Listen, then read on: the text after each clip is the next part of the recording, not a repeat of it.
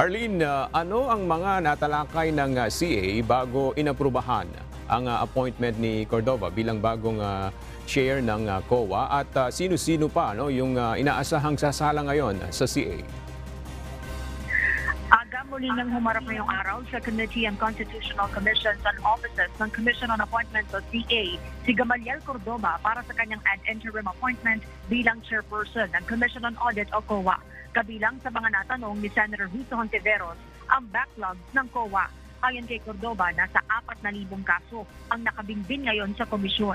Tiniyak ni Cordova na re-resolbahin ito sa loob ng 2 taon sa pamamagitan ng teknolohiya. Samantala, natanong din ang patungkol sa audit ng COA sa naging paggastos ng gobyerno sa pagbili ng COVID-19 vaccines.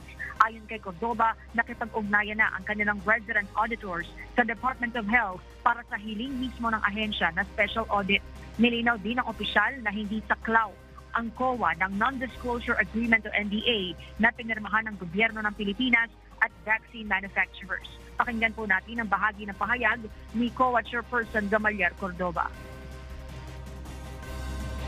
Magdidemand po kami, demand letter po ang ating resident auditor, and then kapag hindi po nila inigay ay sa COA proper level susulatin po kami, but after that po pag wala po we have to issue a notice of suspension and go through the process of notice of disallowance, and tuloy-tuloy po kasama na po yung other legal processes which may include the issuance of a subpoena, Your Honors. Nanindigan din si Cordova na magiging independent ang COA sa ilalim ng kanyang pamumuno at hindi umano papayag na magamit o maimpluwensyahan ng politika. Matatanda ang sinuspinde ang confirmation hearing ni Cordova noong nakaraang linggo matapos kapusin sa oras.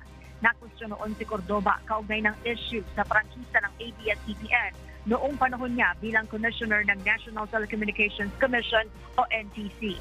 Samantala aga, sumasalang naman ngayon sa CA sa Department of Energy Secretary Rafael Lotilla.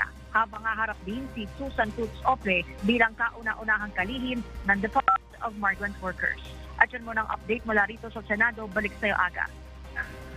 Okay, maraming salamat, Arlene Delgado.